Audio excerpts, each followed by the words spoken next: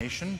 So for this session, the session is Samadhi in Practice and Scripture, a comparative study of traditional and contemporary approaches. And to chair this session, we have the Most Venerable Thich Quang Ba. Venerable Thich Quang Ba, can you please come to the podium? Come to the stage, please.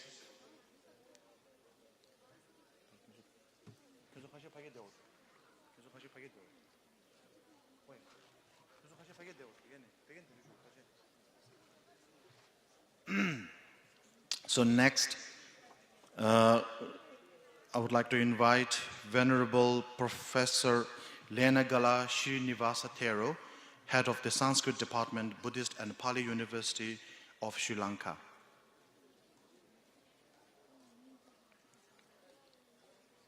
Next, we have our Venerable Geshe-ma Tenzin Lhajun, Sangha member and of the Indian Himalayan Council for Nalanda Buddhist Tradition, Ladakh. Venerable Tenzin Lhajun. Next speaker is Venerable Pramahana Kunpun Klai Suvan Samachito, Vipassana instructor for the Sangha, Ayutthaya Province and the Vipassana Institute at Mahachula Buddhist University, Thailand. Venerable Pramaha Kunpun. Next, we have Venerable Professor Dr. Chantamukha, International Professor of International Theravada Buddhist Missionary University, Yangon. And today's chair is Professor Venerable Lenagala Srinivasa Thero. Professor Thero completed his PhD in the Advaita Vedanta and Buddhist epistemology on indeterminate and determinate perception in 2009 at the Banaras Hindu University. He is an eminent author of many books such as Atharva Veda, translation into Sinhala, General Problem of Indian Epistemology, Nakshatra Diplamala, Sinhala translation, and critical study on Jan Kiharana and so on. He was also the former Dean of the Faculty of Language Studies at Buddhist and Pali University of Sri Lanka. His present position is HOD, Department of Sanskrit at BPU. Professor Venerable Lenagala Srinivasa, please chair this session. Oh, and then, sorry. As a guest of honor, we have Most Venerable Kyabje Kundiling Rinpoche.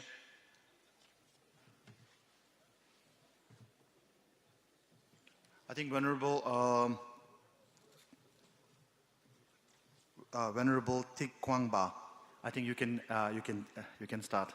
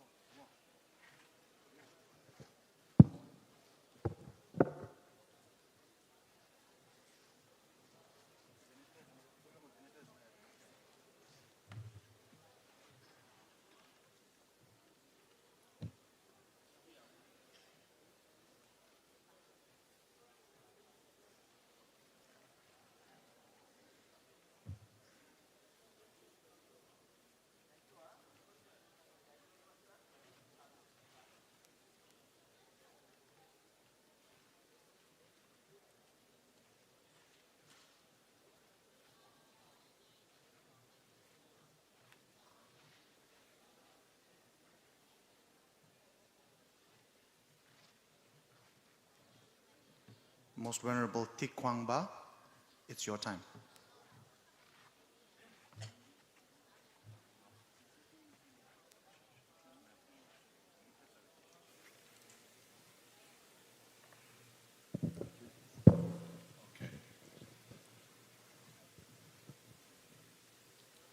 While the Sangha and other delegates still arriving from coffee times, I will be waiting for another few seconds before I start.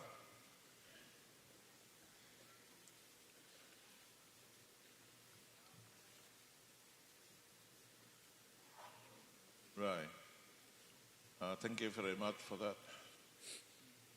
Dear Mahasangha in the audience and all other delegates, we understand that this session had been reduced for half an hour. We had until the closure of the session for less than an hour, and then we have to be quick and sorry, all the speakers, we have to cut off your time due to the strength of the time limitation for lunch for other Sangha and so on. Now, I am Tikwan Ba from Australia, and this is my great honor to be invited for chairing this session.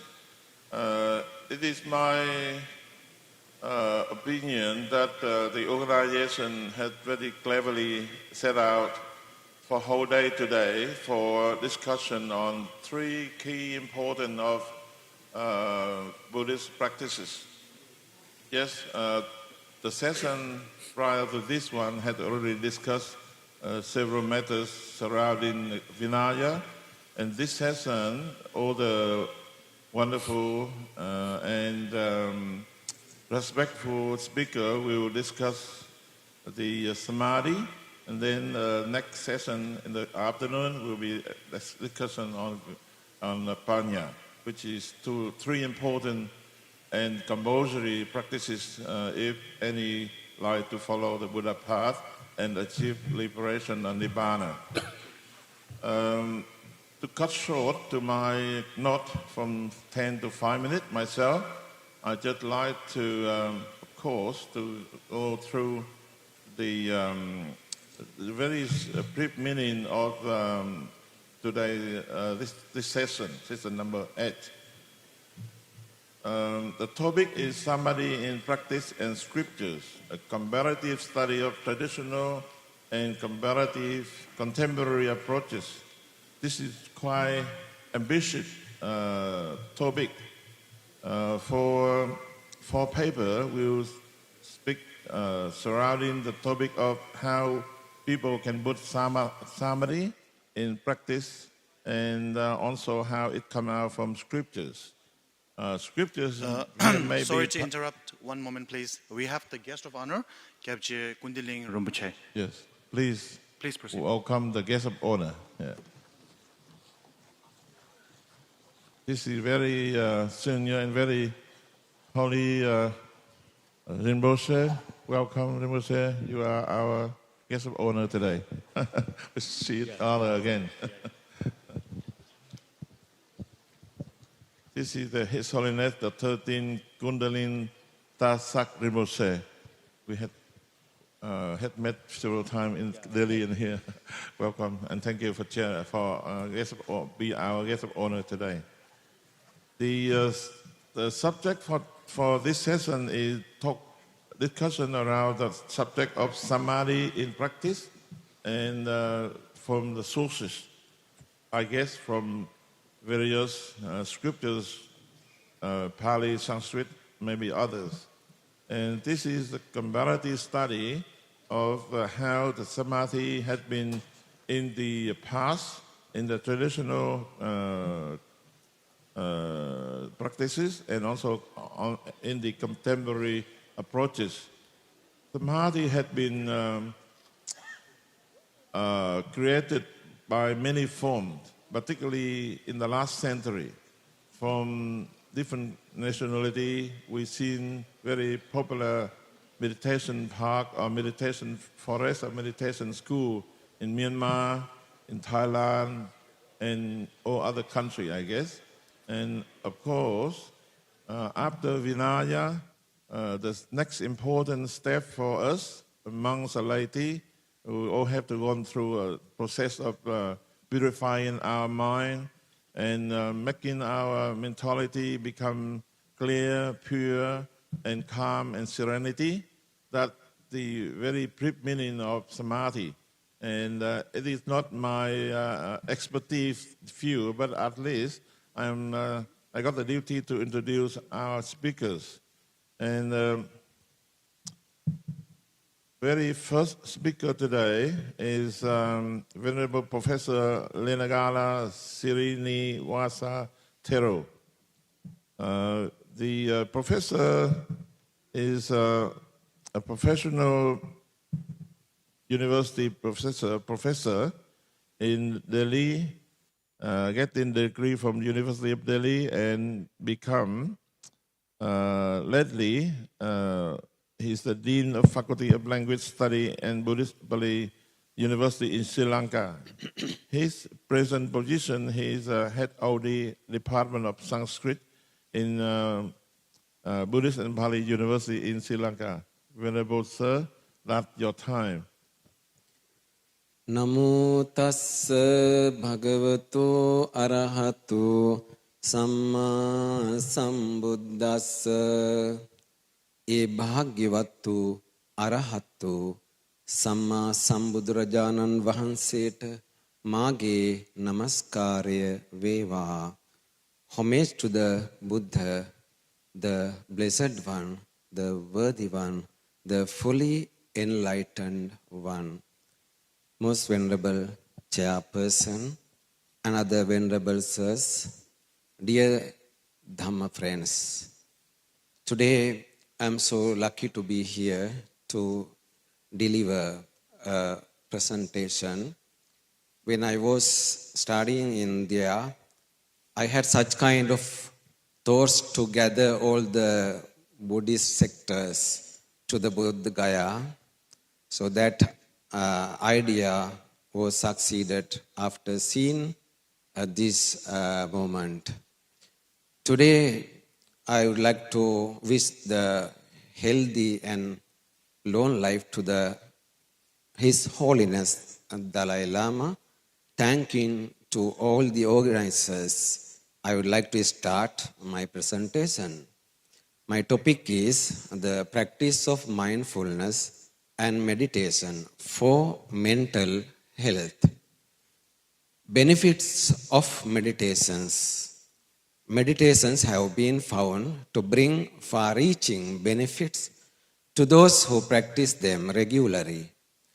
If you are new to meditation, you should expect a few benefits with even your first meditations. These benefits can include slowed heart rate, release of physical tension, a sense of having a break from stress for a few minutes, a calmer mood afterward. Today we are talking about the samadhi in this session. So before attaining samadhi, we have to develop our positive thoughts. And also, while we are developing positive thoughts, we can develop the positive brain waves. If we live in this society with various kinds of problems, we are always developing the negative thoughts.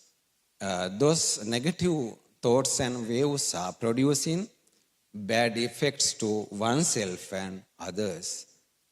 These bad thoughts and also waves are very affected to the others, even to the environment.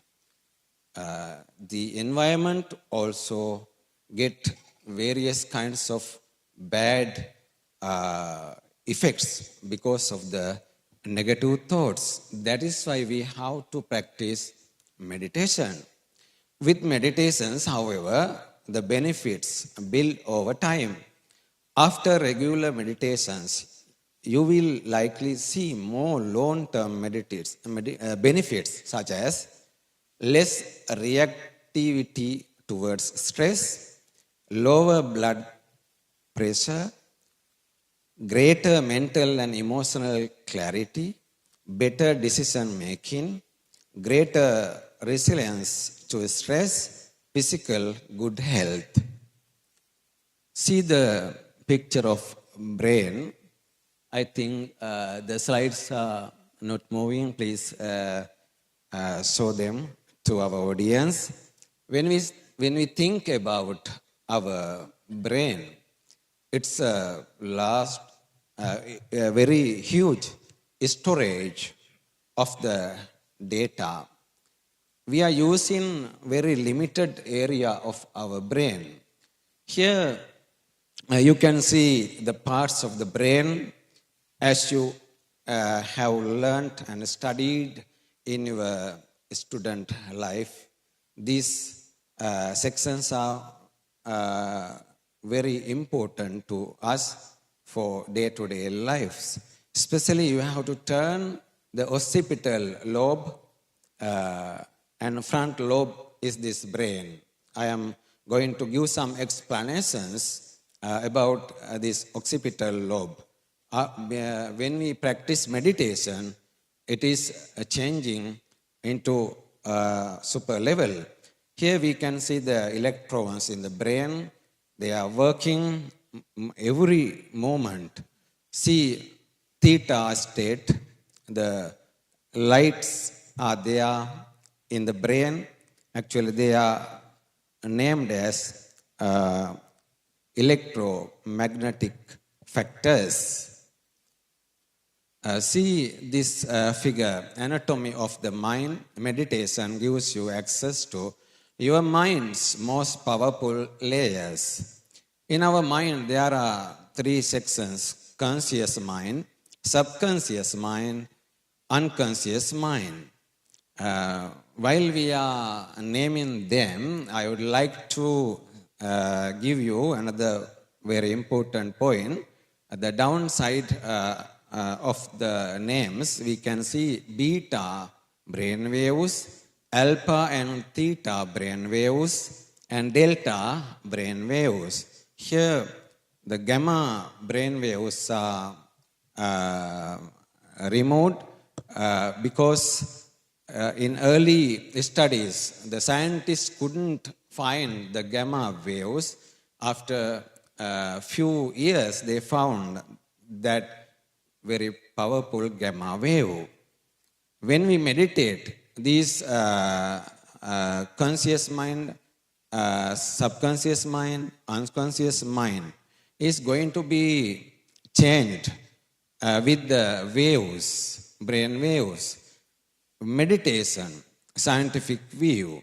Meditation is described in psychophysiological terminology as a wakeful hypometabolic state characterized by reduction in oxygen consumption, carbon dioxide elimination, and the rate and volume of respiration.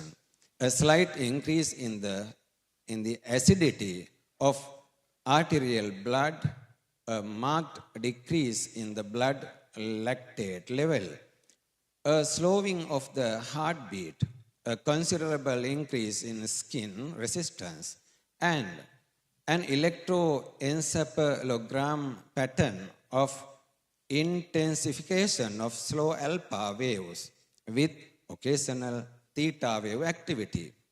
It may be surmised that the metabolism during normal waking hours is probably maintained at the lowest possible healthy level in the case of the Arahant, as his body is not subject to undue wear and tear brought about by emotional excitement.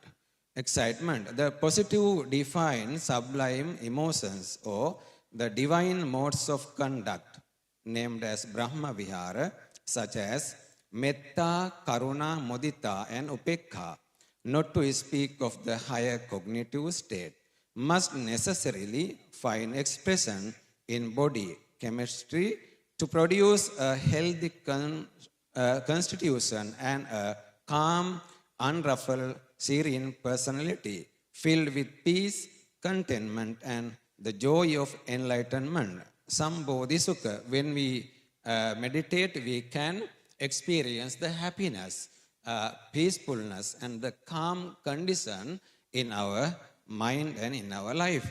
There's a Sri Lankan research. With the permission of the research group, I am submitting it to this audience. Method, they have used a method as electroencephalograph, EEG measurements. Findings. Alpha rhythm is an EEG correlate for a state of relaxed wakefulness best obtained with eyes closed, generally with higher voltage over occipital region. Meditation practices have gained increasing attention as a non-pharmacological intervention for mind relaxation. When they completed their research, they found while we are meditating, some electrical waves are increasing the frontal lobe of the brain. It means occipital area. General research group is Kumari KG, Ranatunga L, Jayasingha JMPP, Ediriman CL, Vimalasiri LSM, Srikant S, the Silva KRD. Genetic Diagnostic and Research Laboratory, Faculty of Medical Science, University of Sri Jayawardhanapura, Sri Lanka. They organized this research. Department of Information Technology, Faculty of Information Technology, University of Moratuwa, Sri Lanka. They are supported. Lanka Hospitals, Sri Lanka. They have used the facilities in Lanka Hospital. So, meditators with long-term, more than 5 years experience in several meditation techniques participated in the study. EEG was recorded for 15 minutes in 2 phases, prior and during meditation using the technique. Tranquil Wisdom Insight Meditation, in short form TWIM, with eyes closed. Fast Fourier transformed EEG signals of frontal region in 6 meditators and of occipital region in 5 meditators were extracted considering the clearness of signals. Results. Average percentage energy variations were contributed by frontal delta, 50% decrement, theta 10%, alpha 33%, beta 5%, gamma 1%. Increments. Occipital gamma 30.9% decrement, theta 3.7, alpha 20.3, beta 3.3, delta 3.5 increments. Here we can see increments. So here is the some figure.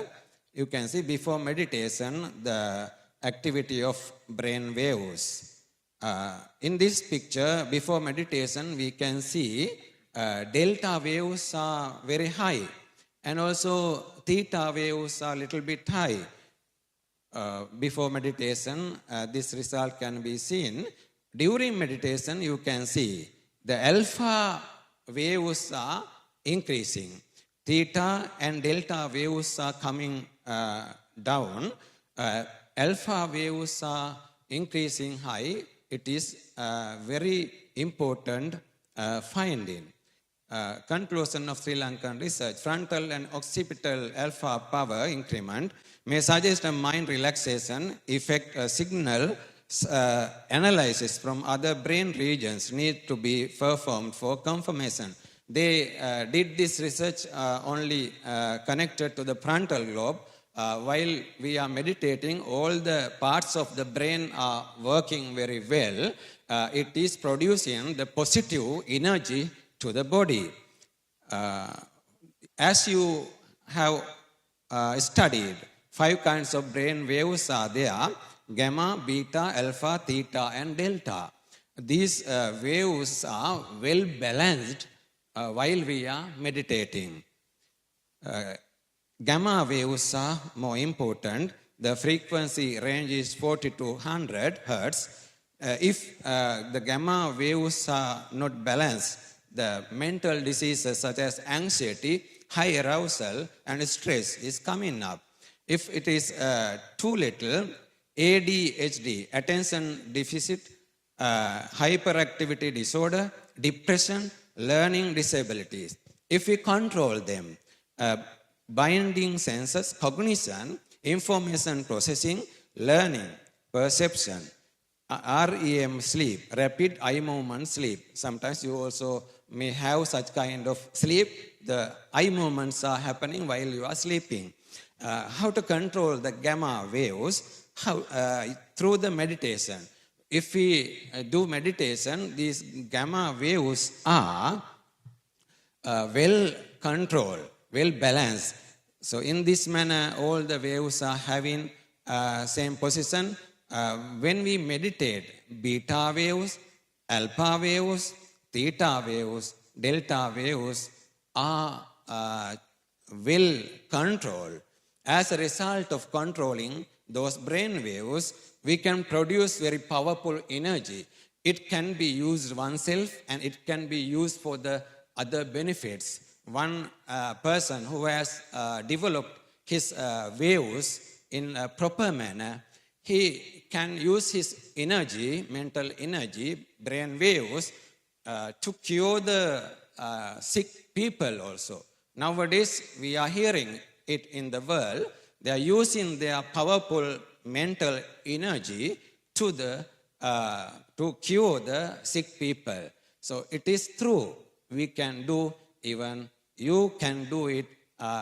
Concluding my presentation, I would like to inform you, as much as possible, you try to meditate and develop positive energies in your body and use it to benefit of yourself and for the benefit of other persons. Thank you very much.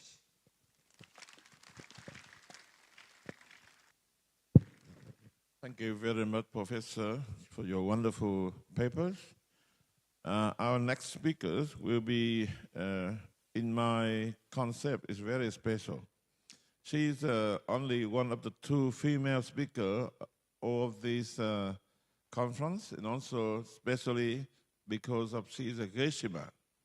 I have been told that in the past near 20 years, Tibetan Buddhism had been able to train 53 Geshe-ma like her, and she now not only just specialize on her field as specialize on Tibetan Buddhism, Tibetan meditation, but also as a member of Indian National Sangha Council and also a member of Indian Himalayan Council of Nalanda Buddhist Tradition Head Office. And congratulations all of your work, Geshe-ma. Please start your paper. Ramjam Sura Kuna Tawemi, Kazan Taban Dugan Jungo, Zeweke Tabin Zebai, Sensation and Lokicha Seji. Pegin at Sikashi. With your permission, I would like to just say a few words in Tibetan. And that need Kabajin, Nature Dojidella.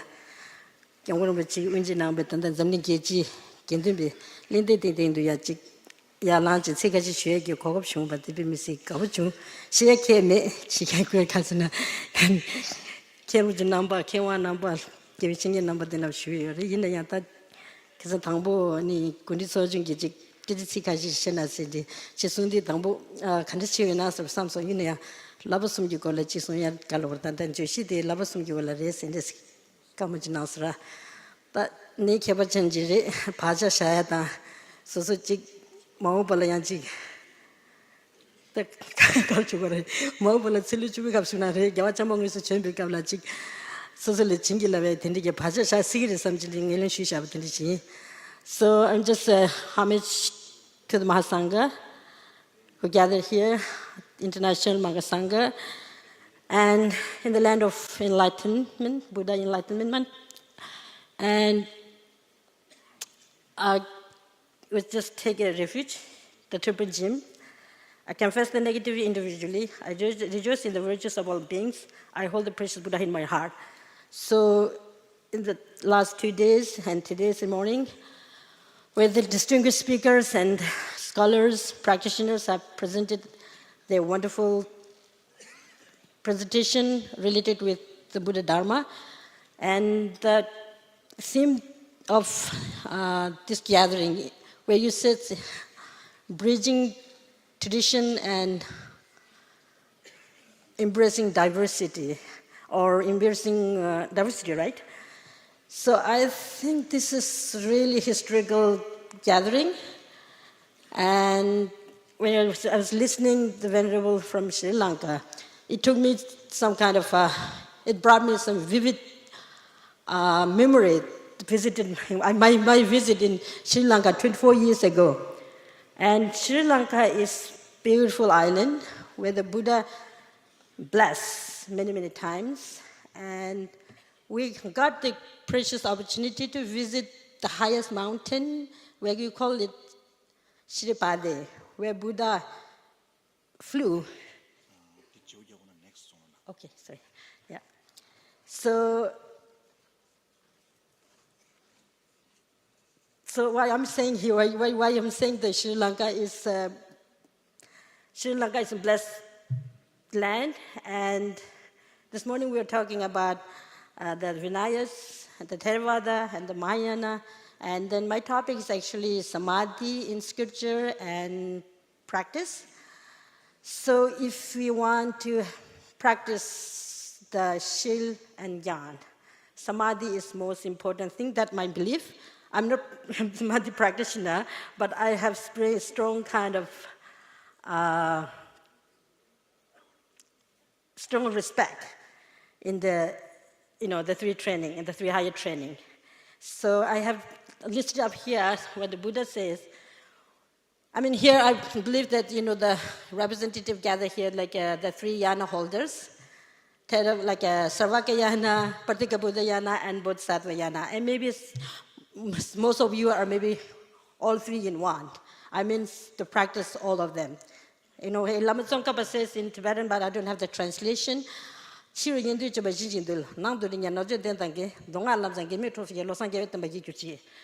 is the prayer that Lama Tsongkhapa has done. So, there was some kind of statement coming up, the Tibetan Buddhism or the Sanskrit tradition, and then the Theravada tradition, dogmatism.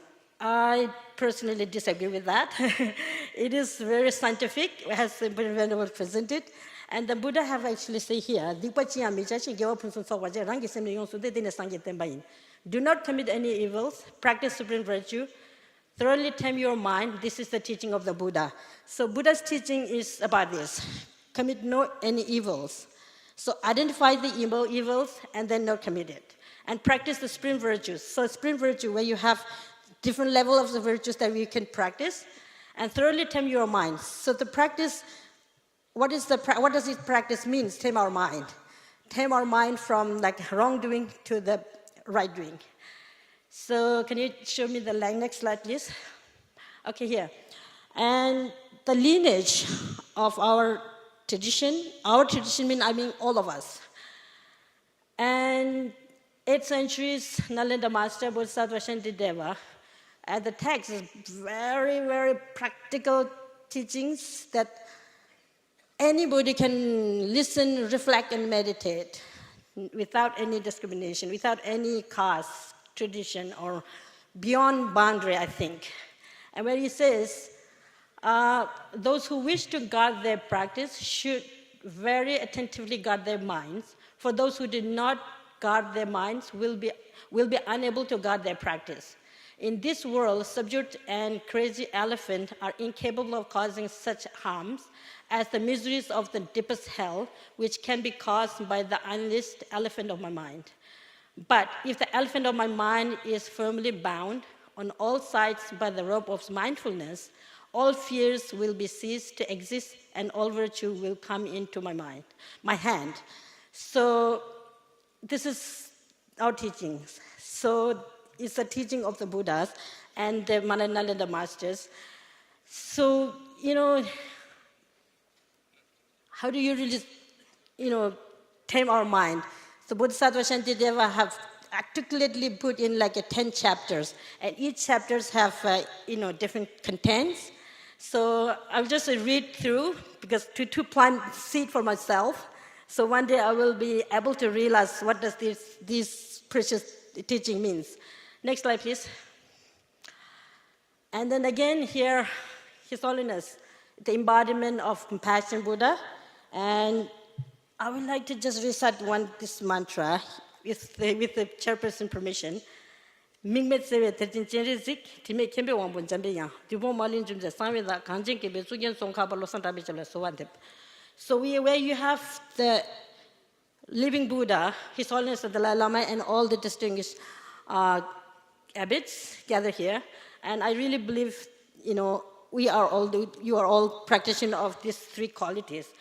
The mantra meaning of the mantra, you are Alokiteshvara, great treasure of non-reflection compassion, and Manjur Sharif, master of flawless wisdom, as well as the Vajrapani, destroyer of herds of demons without exception. Tsongkhapa, crown jewels of the sage of the land of snow. Losantapa, at your feet, my pilgrimage. So I'm very, very, blessed with the teaching of the Lama Tsongkhapa. So that's why I want to say this word. And then I want to recite again the 6th, 8th centuries Bodhisattva Shantideva's about the meditative concentration. This is the identification of the meditative concentration. And having developed enthusiasm in this way, I should place my mind in concentration for the person whose mind is distracted, dwells between the fangs of disturbing conception.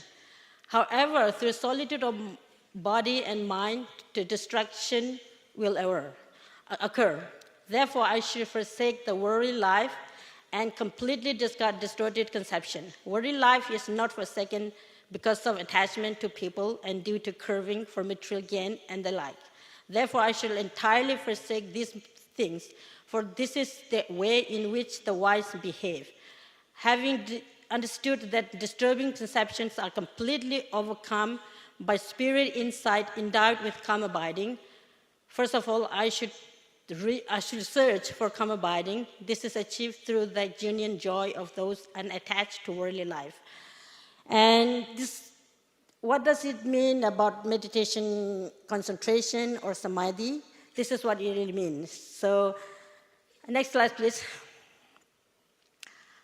So here, I recited earlier, but because there's a reason for me to recite this. Can you see this picture? Which maybe there are some people who is not familiar. Who is he? It's Lama Tsongkhapa. It's the Buddha of compassion, Buddha of wisdom, and Buddhas of power, who has the complete three perfect powers. And he have mentioned in his text, it's called the Song of Stage of the Path to Enlightenment. So enlightenment can have different understanding with the context of the different texts, but it's in a way, it's loose and we are the same, whether Theravada or Mahayana or Vajrayana. So we are directed in the same direction. And meditative concentration is the sovereign that rules the mind. When stabilized, it stands unwavering, like the king of mountains. When directed, it engages in all virtuous objects, giving rise to the great bliss that make the body and mind pliant. Realizing this and always restoring to meditative concentration, great yogis dispel the enemy of mental wandering. The Venerable Guru practiced in this manner. I, the seeker of liberation, will do likewise. Wisdom is the eye to see the profound reality, the means to pull out samsara's root, the treasure of excellent praise in the scripture, the supreme lamp that dispels the darkness of ignorance. Realizing this, the wise, seeking freedom, strive to generate it. The Venerable Guru practiced in this manner. I, the seeker of liberation, will do likewise. So these are the experiential song by Lama Tsongkhapa. So who have experienced what does compassion, altruism mean? What does wisdom mean?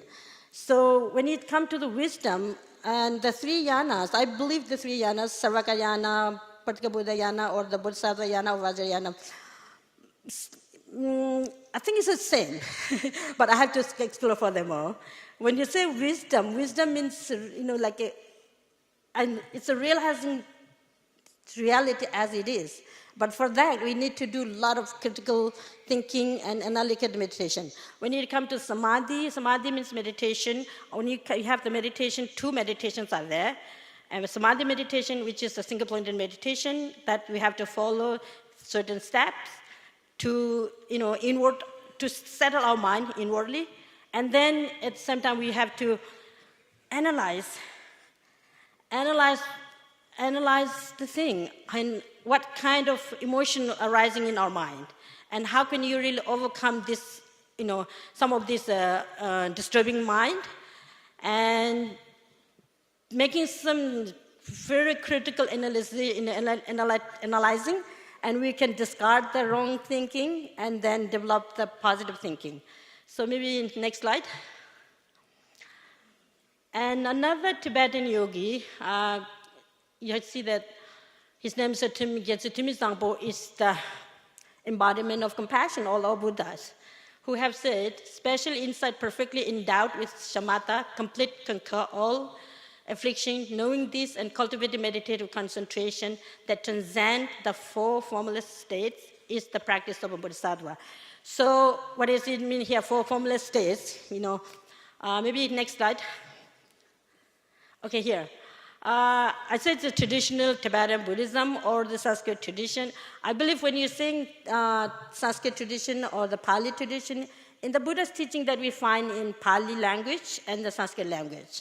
So they must have, maybe if you go to like a very technicality, there are some in a different interpretation or different explanation maybe there, but the essence has to be the same. It's a Buddhayana.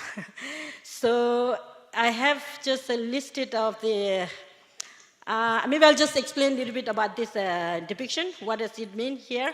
Where you have the 6 curves, and then we have the elephant, and then the meditator or the monks. So it's a monastic. It doesn't mean the meditation can be done only monk, but there are many lay people who meditated. So this house, which is a 3-star house, it's a representation of the 3 realms: desire realms, form realms, and formless realms. Through meditation of the mind, calm abiding and vipassana, you can go beyond. So that's how you have to meditate. And maybe next slide, please. Okay, here I would like to just conclude with this. And I have shown this picture over here at the next, and the text you can read, where you have this ruined wall of Nalanda.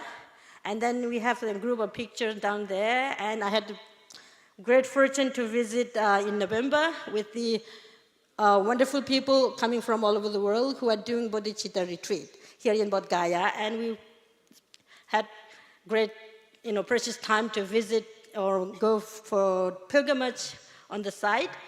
And why I'm showing the rune picture on the above, and then the group of the pictures up there. So Nalanda tradition is so rich tradition, but in present in India, it's. There are people who are really putting a lot of effort to, restore. And His Holiness the Dalai Lama have put many effort and, reviving ancient Indian wisdom. So I believe that reviving ancient wisdom, the Nalanda tradition should be revived in India. Of course, it's a survive in Tibet and different parts of the world, but then if it is losing in its own birth, maybe it's a little sad. So, when you go to visit Nalanda, you get that mixed feeling. On one side, one side of the mind come like, I feel so fortunate to have the opportunity to visit Nalanda, and heard just the name of the Nalanda is so precious. How many sentient beings in this world now, and then beyond, about almost like 8 billion. And very few people have heard about Nalanda. So we are so fortunate, and personally I feel so blessed among here. And so I will just conclude with this last chapter.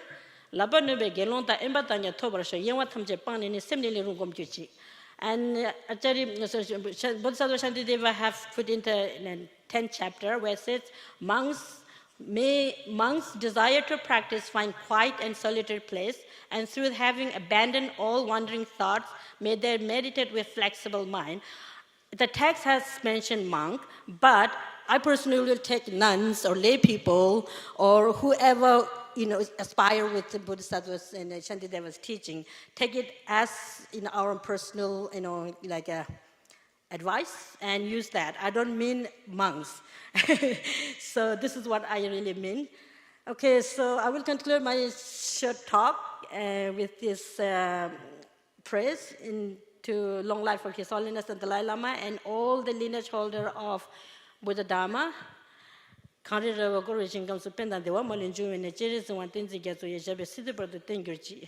so much. Thank you for having me here, and thank you very much for listening. Thank you. Thank you, Geshama, for your wonderful paper. The title of her paper is Key Point of Practice to Achieve Samadhi in Traditional Tibet Buddhism. Of course, the time is short, but he has effortlessly the cover of her paper with very key points from several past masters, including Tsongkhapa and, of course, Shantideva, a really well-known Bodhisattva in the past. Now, our next speaker, I'd like to invite Venerable Frat Mahakupon Klai Suwan, or Samadhito. He's a Vipassana instructor for the Sangha at Ayutthaya province, and also he also contributes to Vipassana practices at the Institute at Mahajula Buddhist University in Thailand. And the title of his paper today is Discussion on the Relationship between Samatha and Vipassana and how these practices are intertwined in the pursuit of Samadhi. Welcome, Fatmaha. Please proceed your paper. ขอโอกาสพระเถระนะครับ Greetings and reverential salutation to all Mahasangha, and good morning to ladies and gentlemen. Tachidale Kishela. Am I wrong? Tachidale, right? Yeah. Hey, you can clap. Okay. Oh, wow. Today's topic is Samatha and Vipassana, which are practices I'm sure many of you here are fairly familiar with and have already been practicing regularly. However, I will speak from the perspective of Theravada Buddhism and use practices in Thailand as examples to demonstrate and share these methods with you all. In general, by definition, samatha means calmness or tranquility, and vipassana means insight, seeing or phenomena as a matter of fact or seeing them as they are.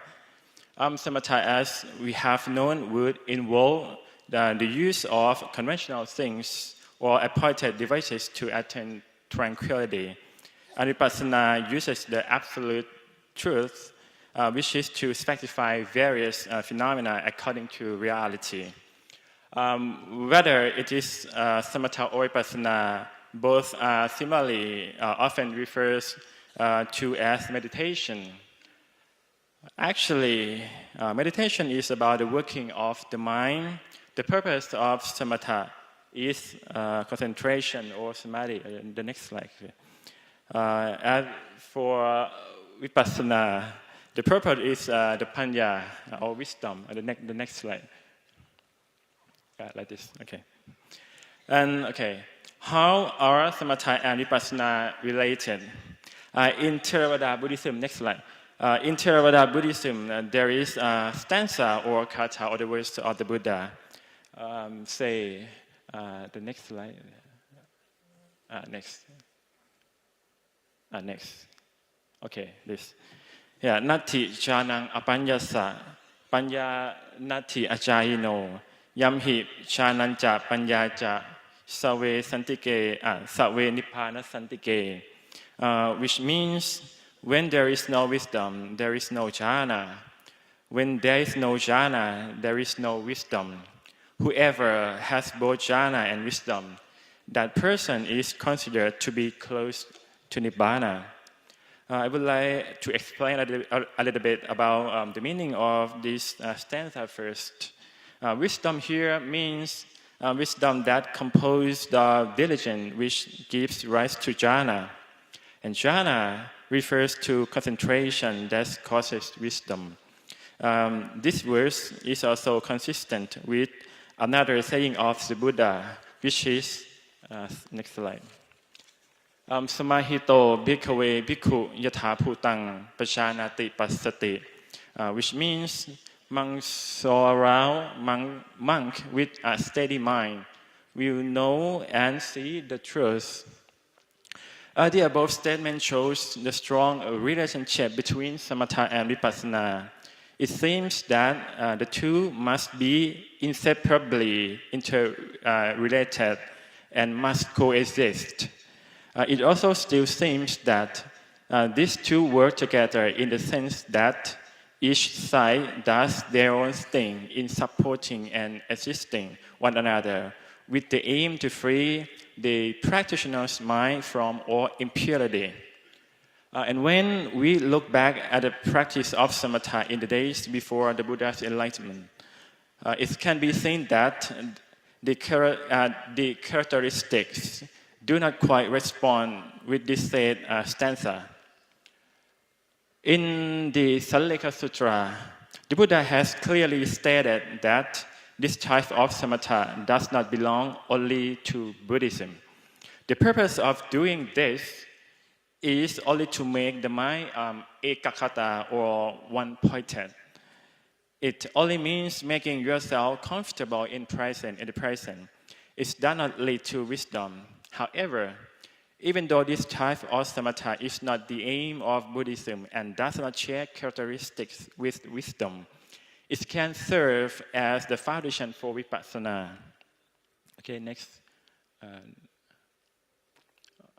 Okay, next. Okay. And what are samatha and vipassana that follow the stanza like? Samatha and vipassana, when come together, have their own specific duties or functions. They are usually define samatha. We usually define samatha as tranquility that is characterized by passive action. But when it comes to samatha in Buddhism, it is active action. That is focusing on Okay. Focusing on performing one's duties. The duties of samatha in this case is going in to suppress the cloudiness that arises from defilements in order to give vipassana an opportunity to perform its duties thereafter. In approaches to practicing samatha and vipassana, which appear in Patisambhita Magga, 4 types of practices are discussed. They can be separated into 2 main topics which demonstrate the relationship between the two in the interesting way. And the left side, the 1 and the 2. Okay. In the Pali word, samatha puppang kamang vipassanang bhaveti, tassa samatha puppang kamang vipassanang bhaveto makko sanchayati. A monk develops vipassana preceded by samatha, while he develops vipassana preceded by samatha. The path arises in him, and vipassana puppang kamang samathang bhaveti, tassa vipassana puppang kamang samathang bhavayato makko sanchayati.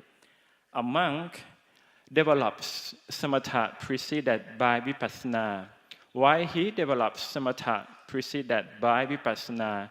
The path arises in him. Another important word here is makko sanchayati. The word means that in order to attain nibbana, the path must first be brought into existence. The path here is the Noble Eightfold Path. It can be seen that if samatha and vipassana do not come together, then the path definitely has not yet arisen. I will demonstrate by use the practices in Thailand, especially Mahajula Buddhist University, as example. In number one, samatha pupankamang vipassanang bhaveti is a practice of vipassana. It means that the practitioner intends to do vipassana, but samatha gets there first. In vipassana practice, what requires is wisdom or clear perception of reality. But to be able to see that, it is necessary to have a clean mind. So what should be done to cleanse the mind to the point where one is able to see clearly? The answer is samatha. As mentioned earlier, the duty of samatha is to suppress restraint. Therefore, while we do vipassana, at that time our minds are not yet clean. There are still asava or mental intoxication that keeps popping up. When that happens, one cannot continue to vipassana meditation. We need a clean mental space. We want to return to the original mind that is free from kilesa or desires. Samatha will help here by increasing the space of cleanliness in the mind and making vipassana possible. However, samatha and vipassana are not separated from each other. We do not practice them separately at different times, but these two go together. Let me give you an example. Let's say everyone is listening to me, right? Okay. Then you become irritated for some reason. It could be because I maybe speak too quickly, not to the point, not being interested. Okay, but let's say that there is a condition arising in the mind, an irritability. The fact that this irritation arises is an indication that the asava or mental intoxication has already arisen, or that the cloudiness has arisen. When that happens, it means that at that time there is no concentration, there is no samadhi. So what must be done next? The answer is that you have to remove or get rid of the defilements. The way is to specify the condition is matched the symptom that occurs. In this case, specify it as frustrating closely and to the current. As you continue to specify definitely, the irritation will gradually weaken. This safe process is the work of samatha during vipassana. When following these steps, you can see that samatha has arisen since the beginning. And because of the continuity in specifying, it leads to appana samadhi. The mind will become pure, thus leading to the path of nibbana. This is practicing vipassana with samadhi first. And next is vipassana pupankamang samatang bhaveti. Back slide. Yeah. Which is where a practitioner intends to practice samatha, but vipassana arrives first. This means that the practitioner does not intend to specify the condition as they are for vipassana in the first place. It is merely to specification to prevent certain emotions from coming in. Those who practice will keep preventing defilements from entering. Events from the past will come in and will be prevented. Future matters will come in and will be prevented. The prevention here is an intention or specification or suppress all the time being only. Whenever defilements arises, the practitioner will continue to specify knowing. with the aim of just suppressing them at that moment. This is not yet oriented in a way to perceive reality. And as one keeps doing this, concentration begins to arise. At that moment, the knowledge of impermanent or the lack of permanent arises. Both dukkha and anatta also arise. When that happens, Bodhipakkhya Dhamma or Dhamma Vicaya, Dhamma selection, Yoniso Manasikara also arise. When this happens, it means that vipassana has occurred. And when the mind sees or the processes that occur, and as according to the stage or seeing the three marks of existence or three characteristics, this is where the work of vipassana arises. From what has been stated, it can be seen that samatha and vipassana in Buddhism are active action systems, not passive actions. The next slide. Okay, actually, in our commentary or Atthakatha, jhana is divided into two types, Aramanupanijjhana and Lakkhanupanijjhana. Aramanupanijjhana is object scrutinizing jhana, means focusing your emotions by means of samatha. And Lakkhanupanijjhana is characteristic, examining jhana. This means contemplating and seeing the three marks of existence according to vipassana. And this is the jhana of samatha and vipassana that work together in active action. With respect to all that has been discussed, it is evident that samatha and vipassana is fulfill specific duties.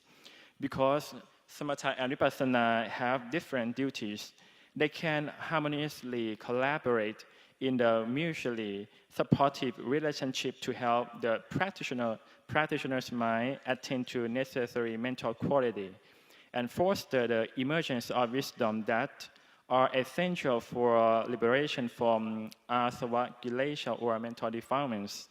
As for samatha based on Aramanupanijjhana, it can be practiced separately from vipassana, while it may not aim for permanent elimination of defilement.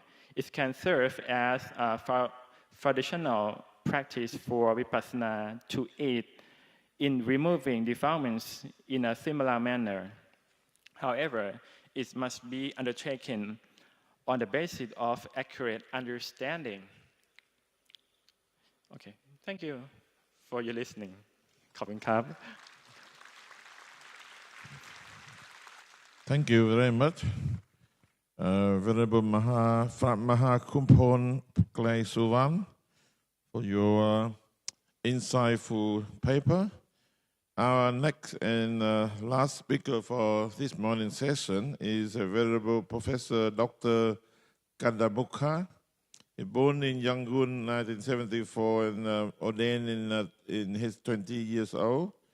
And he had obtained a wonderful degree of Sasana Racha Dhammacharya and Vinaya Vidu in the late 1990, and also he obtained a PhD degree in Buddha Dharma at the International Theravada Buddhist Missionaries University, Yangon, where he now a professor.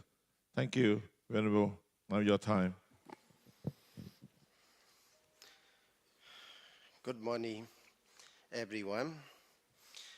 Namo tassa bhagavato arahato samma sambuddhassa.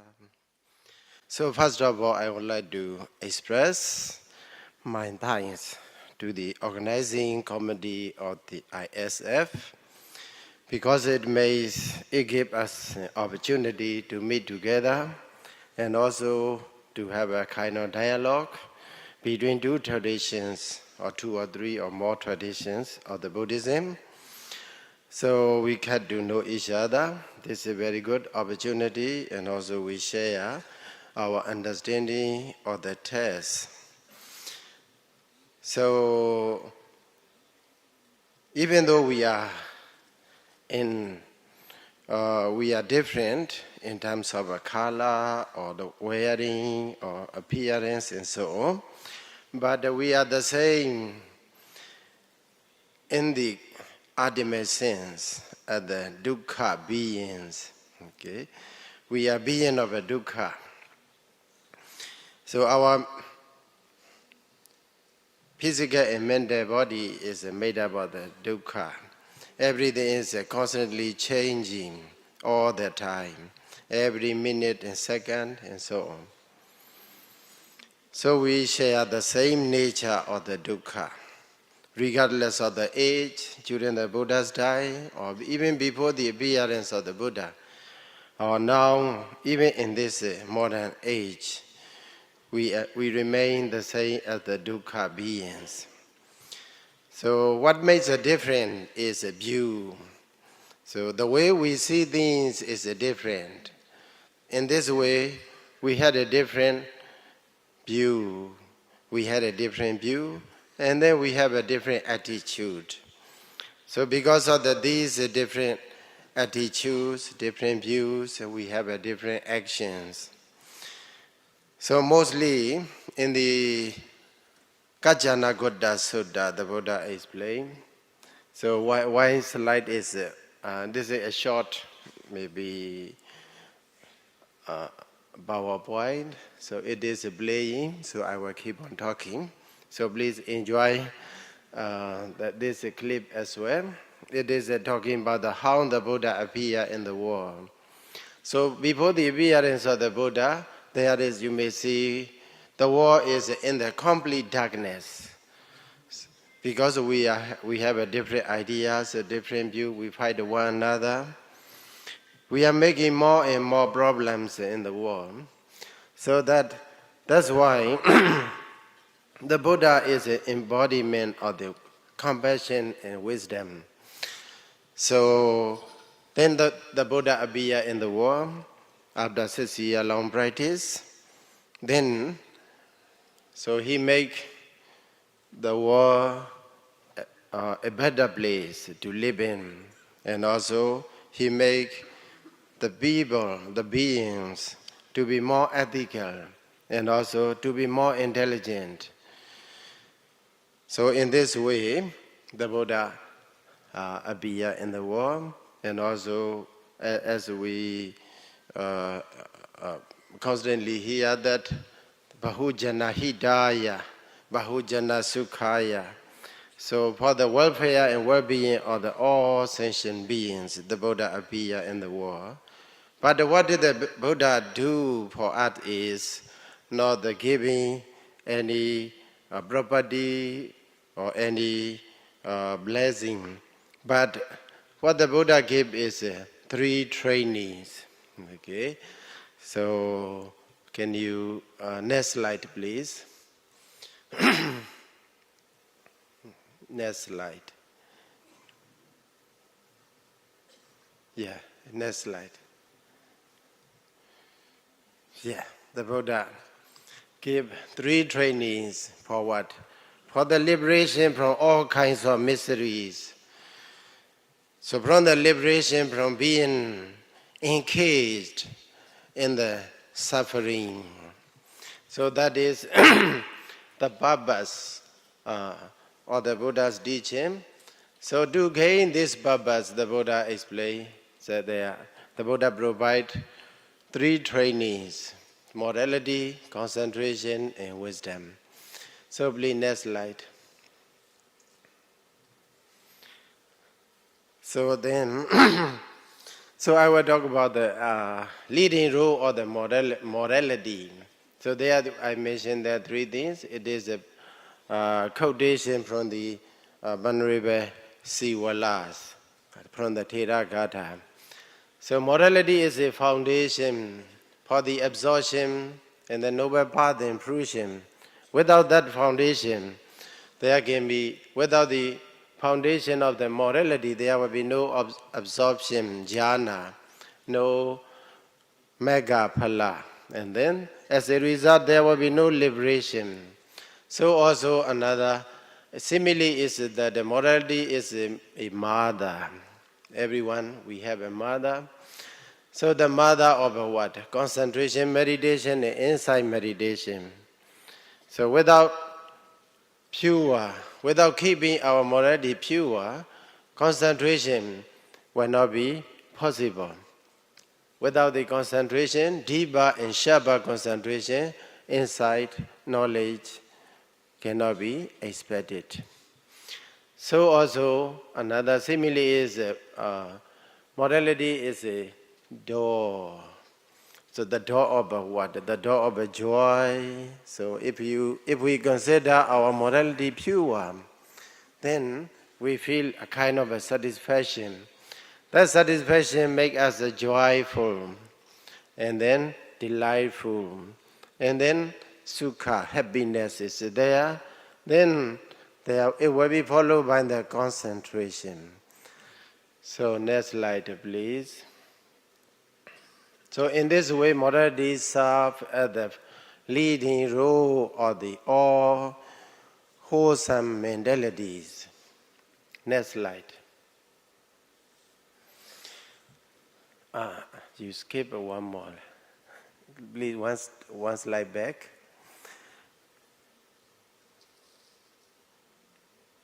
One slide back. So here, because I purposely skip the role of the concentration because we need to emphasize. So without the morality, there will be no concentration. Without concentration, there will be no wisdom. So the stage of the wisdom is here like a stairway. So it starts from the analytical knowledge of the mentality and materiality, and also it go to the realization of the, I cannot see.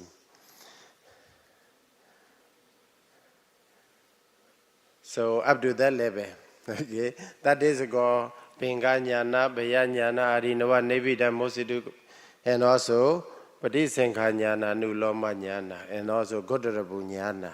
And then please, next slide. Then, after that, it will be followed by the path knowledge and fruition knowledge. So path knowledge eradicate all mental defilements.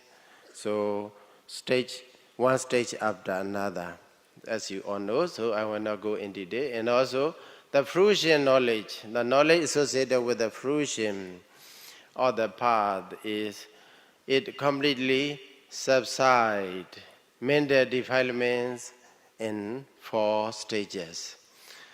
So next slide, please. That is the role of the wisdom. Okay, next slide. Please, again.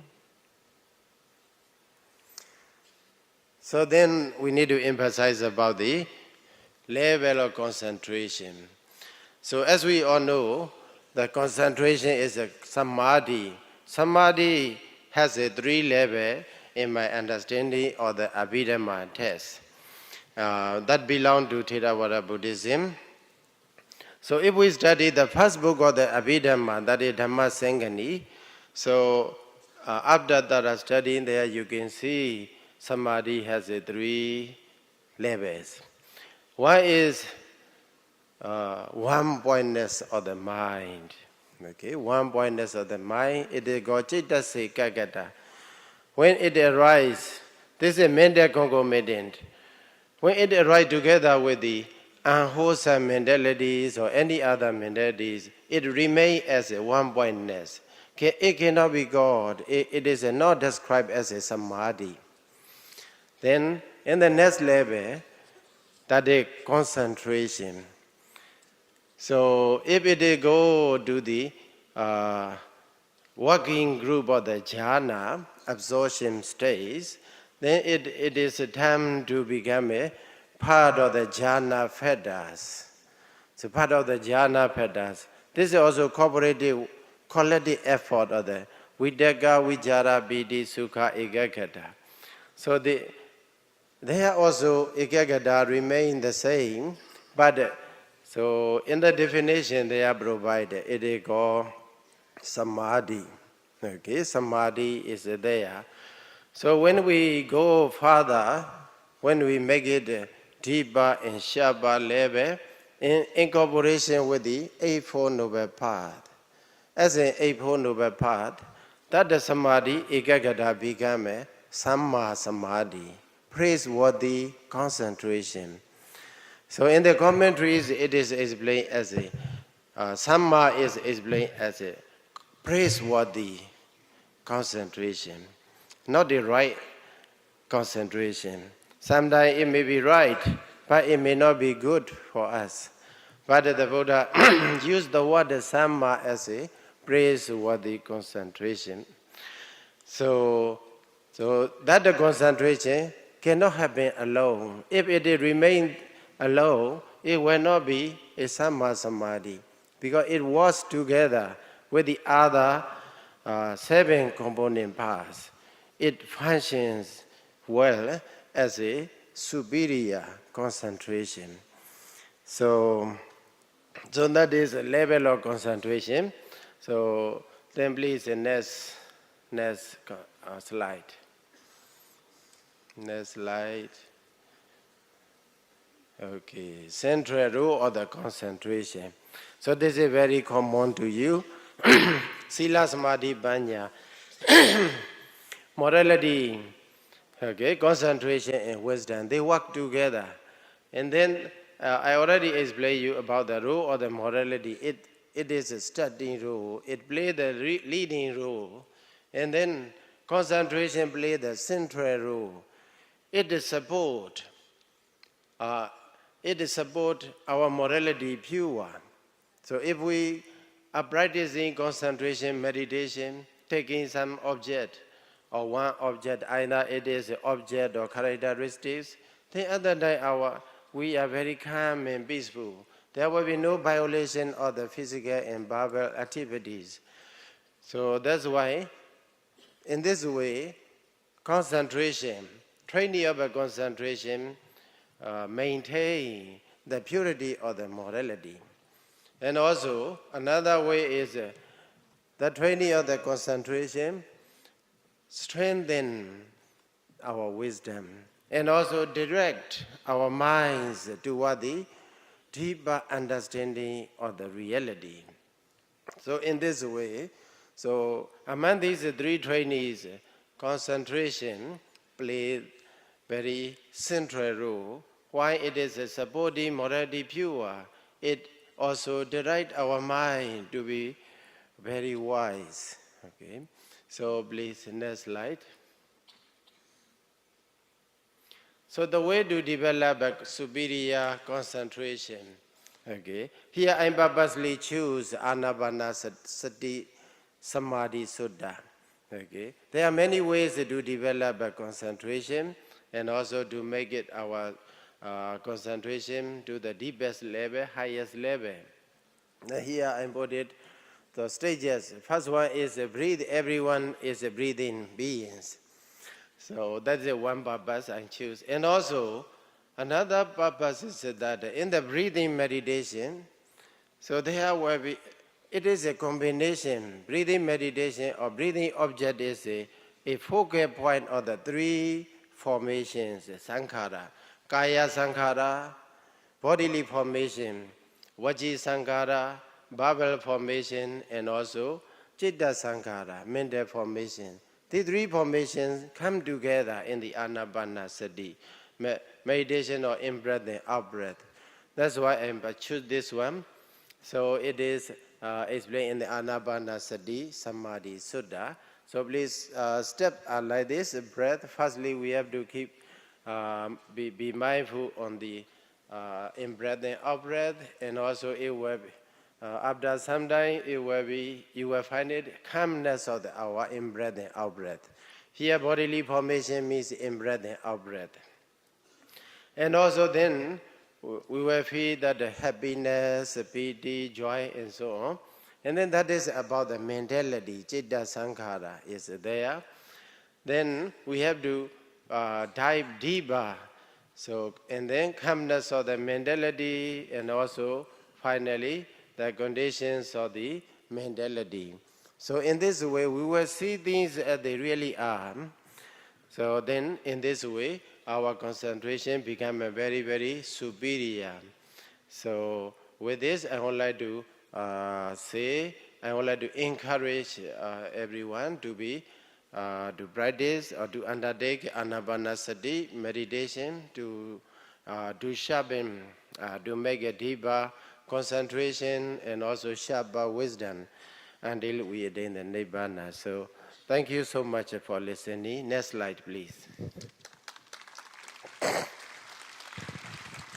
Okay, thank you very much, Venerable Professor Dr. Kanamukha, for your resourceful and knowledgeable paper.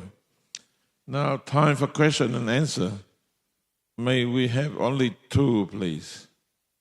Anyone like to ask for question? Come up to the microphone, one on the left, one on the right.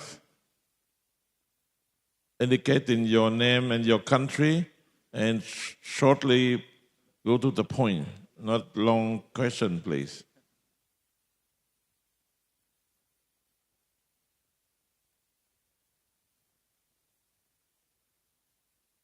Technician man, help. This one not working yet. Oh. Okay, go ahead.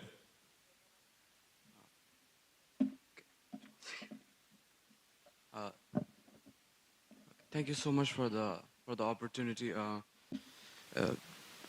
With the grace of the Dalai Lama and the blessing of the Buddha, it's a great honor to be here in the International Sangha Union. To briefly introduce myself, I'm Triko Ogun Lodre. I'm 15. I'm from Bhutan, and Bhutan. Just to introduce, Bhutan is a place blessed by Guru Padma Sambhava. There are many pilgrim sites there. If anyone here is interested, any great masters that would that wish to spread the. Just 1 second. Can you mention who own those 4 speakers you want to ask for? It's anyone who has the answers. Anyone, okay. Okay. The question is, throughout this session and the past few from the few past days, I was wondering, since there wasn't much discussion on Vajrayana Buddhism compared to the others, so I was wondering if there was a reason on why. That's the question.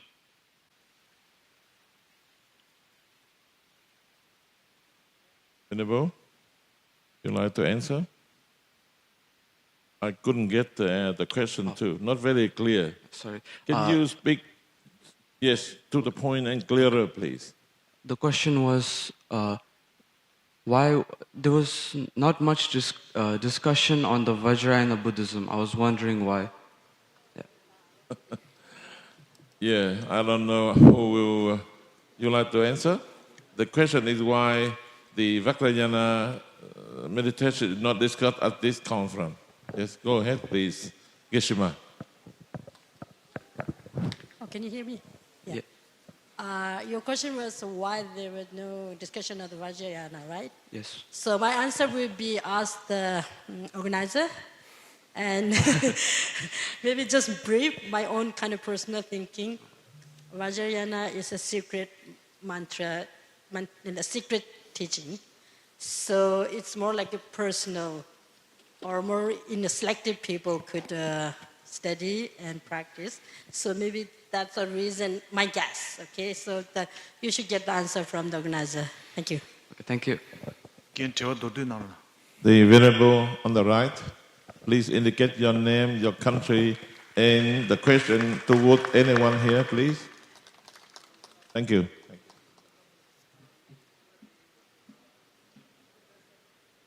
Technician man, please. Getrivadi Tanda Professor Lini Gala Shiri Nivasaka Tero Kongcholai. Ane Kongitagi Siri Tone and Gom Yamin Javekabla Lebe Chashi Todan Korla Sonso Netaran Tola and Tivashui.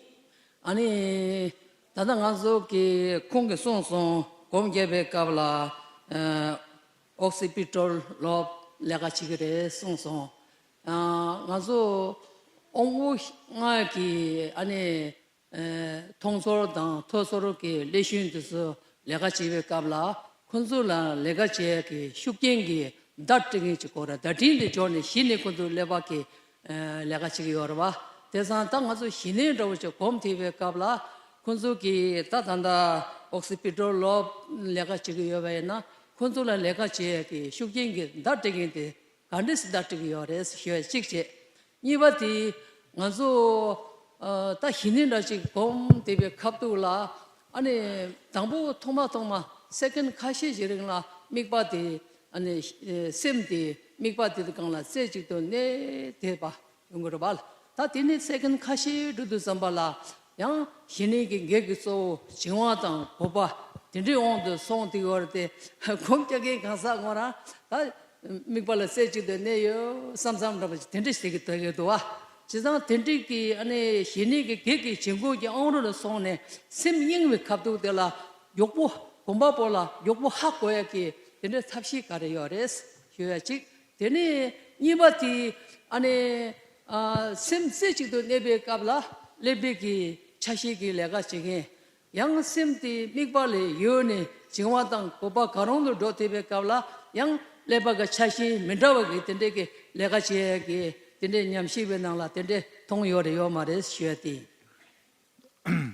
Venerable asked 3 questions, but I will just point out one, because since we need to wrap up. So basically, the question was when we delve inside. Of course, when our the 5 senses are being utilized, there is the message being transmitted through the occipital lobe. Is that what you mentioned? So when you are actually delving inside, when you are in a meditative state, how is the message being transmitted? That was the question. Thank you for asking that question. When we meditate, we are in the one object position. We take one object, closing the all message from the sense organs. Just think about the anapanasati. We take inhale breath and exhale breath as a meditative object. So at that time, our mind is moving to the one object position. At that time, we don't take any sensual objects from outside. Sometimes the messages are coming, past messages, whatever we have seen, whatever we have heard, whatever we have tasted, all these past experiences are coming into the mind. But while we are meditating, we recognize them and we neglect them. Just we come into the main object. When we meditate in this manner, just concentration is there in the mind. So when we get that concentration, just we feel our body is very peaceful, calm, and stable, not moving, not shaking our body. At that time, we feel the samadhi position. So as you ask, the sense organs are not working much, but some past experiences are coming into the mind. At that time, we neglect them, we come into the main object.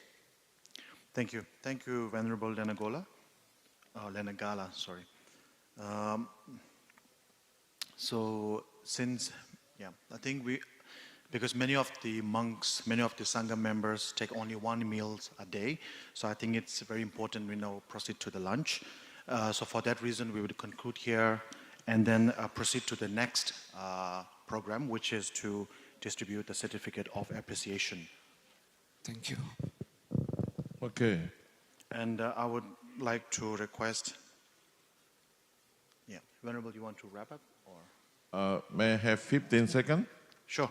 Yes. Venerable Sirs, unfortunately, the world is in the scary situation. In the past 4 years or so, for example, among our Sangha alone, not talking about the whole world, worldwide, we lost thousands of ordained bhikkhu and bhikkhuni due to COVID.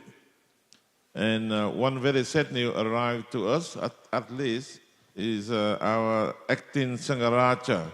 He had just passed away the last 4 weeks, exactly today. And he's one of the best scholars on Tripitaka and many other issues among us, the Vietnamese Sangha.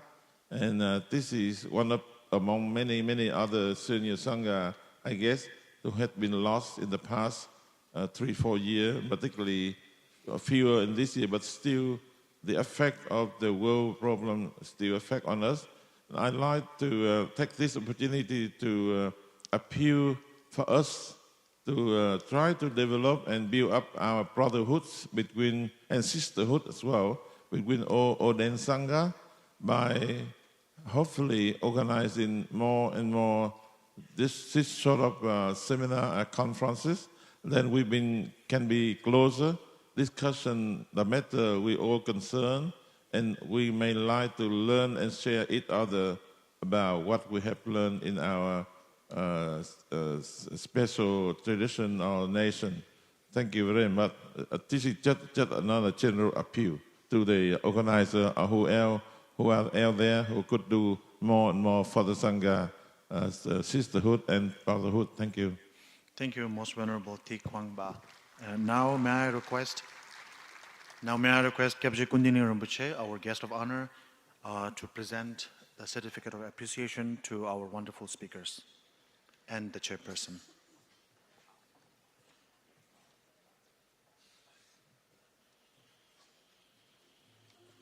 So first, Most Venerable Thi Quang Ba, our chairperson for the session.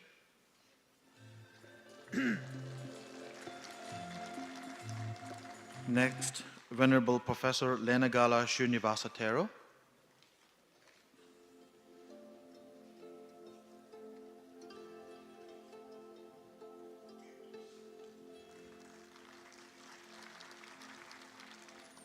Next, Venerable Geshe-ma Tenzin Lhajun.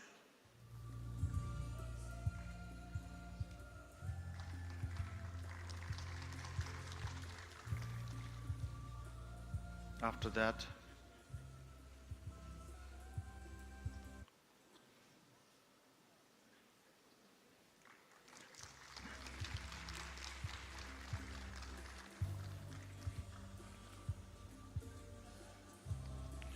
that, we have Venerable Pramaha Kunpon Klai Suwan, Samachito.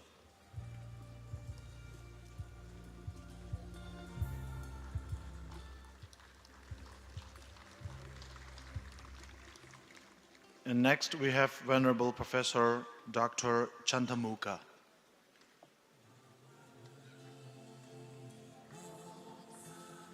Professor Chantamuka. So this concludes the Samadhi session.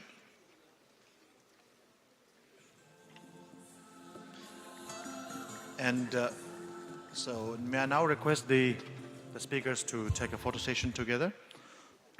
So this concludes the morning session, and the afternoon session would be exploring the depths of Pana or Prajna, an examination of Annata or Shunyata in the Pali canons and the Prajna Paramita Sutras and its practical implications in today's world.